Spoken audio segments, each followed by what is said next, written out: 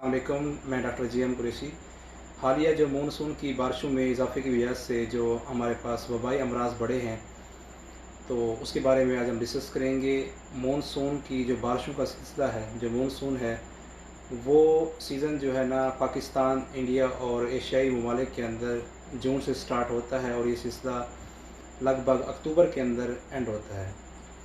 तो इस मानसून की जो बारिशें हैं, उसकी वजह से एक फ़ायदा तो ये हुआ है कि जो हमारे टेम्परेचर है उसमें कमी हुई है, गर्मी की शिद्दत टूटी है, लेकिन और मौसम भी खुशगवार हुआ है। लेकिन उसके साथ साथ जो है ना कई दूसरे मसाइल भी जन्म लिए हैं।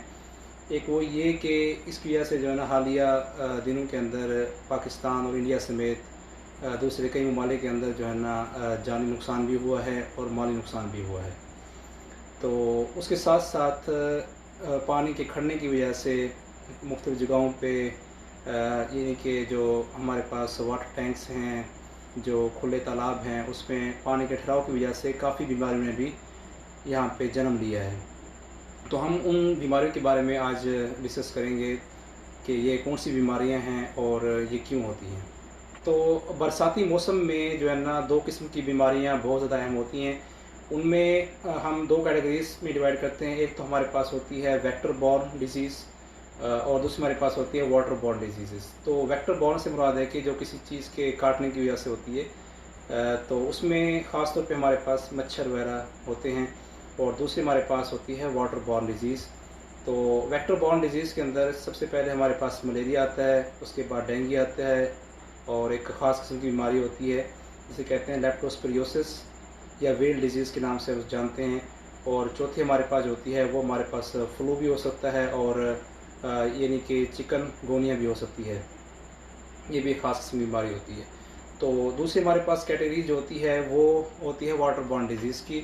तो वाटर बॉर्न डिजीज़ के अंदर हमारे पास वो बीमारियाँ होती हैं जो कि आलूदा पानी की वजह से हो सकती हैं, या फिर हमारे पास जो खुराक है हमारी वो आलूदा हो, उस वजह से भी हो सकती हैं, और एक दूसरे से भी हो सकती हैं ये।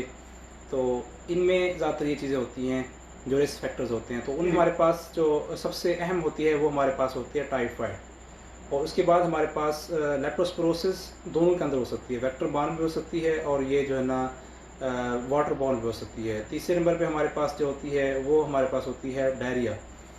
डायरिया भी हो सकती है, डिसेंट्री भी हो सकती है, ठीक है। और चौथे नंबर पे हमारे पास यरकान है, जो हेपेटाइटिस ए और ई है, ये हमारे पास हो सकते हैं, जो कि आलूदा पानी और आलूदा खुराक की वजह से होते हैं। तो इस बरसाती मौसम के दौरान थोड़ी सी एहतियात करके हम जो है ना ये तमाम जो बीमारी हैं उससे हम बच सकते हैं। उसमें एहतियात क्या है कि आप जो है ना बरसात के मौसम के दौरान अम्ब्रेला का यूज़ करें, छतरी का इस्तेमाल करें, इसके बाद रेन कोट का इस्तेमाल कर सकते हैं, और तीसरी चीज़ ये कि फ़ेस मास्क का इस्तेमाल कर सकते हैं, ताकि जो बीमारी हमारे पास सांस लेने से फैलती हैं जैसे कि फ्लू वगैरह, तो आप उनसे बच सकें।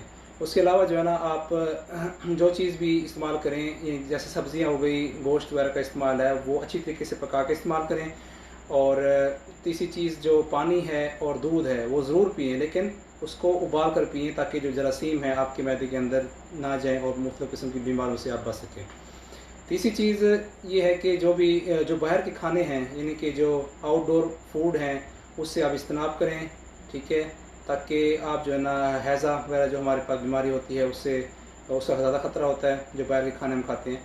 उसके अलावा जो है ना आपने क्या करना है, उसके अलावा आपने जो चीज़ करनी है उसमें ये है कि जो खुराक है आपकी वो आलूदा नहीं होनी चाहिए, यानी कि बासी खुराक नहीं होनी चाहिए, फ्रेश फूड हो वो आपने खानी है। इसके अलावा जो आपने जो बरसात के मौसम में पैदल चलने से, यानी कि बगैर शूज़ आपने नहीं चलना। उससे ये है कि अगर आपके जिस्म पे कोई ज़ख़म वगैरह हैं, उसके ज़रिए से जो बैक्टीरिया हैं वो ट्रांसमिट हो सकते हैं, ठीक है। और दूसरी चीज़ ये है कि आपने जो कपड़े हैं वो फुल स्लीव पहनने हैं, पूरे लिबास पहनना है, क्योंकि इस दौरान जो है ना मच्छरों की जो परवरिश है वो बढ़ती है, और इसकी वजह से जो मच्छर जो इन्फेक्टेड मॉस्किटोज़ होते हैं, मच्छर होते हैं, वो आपके वो काट सकते हैं। उस वजह से मलेरिया और डेंगू का ख़तरा ज़्यादा होता है, ठीक है। इन तमाम चीज़ों पे आपने जो है ना एहतियात करनी है, और इस वजह से आप मुख्तलिफ़ बीमारियों से बच सकते हैं। तो होप सो आप जो है ना इन तमाम चीज़ों पे अमल करेंगे, और नेक्स्ट वीडियोज़ में हम इन जो बीमारियाँ हैं जो डिस्कस की है हमने उसके बारे में हम तफसीलन बात करेंगे, ये कैसे होती हैं और इसकी अलामात क्या हैं और इससे कैसे बचा जा सकता है। So thank you so much.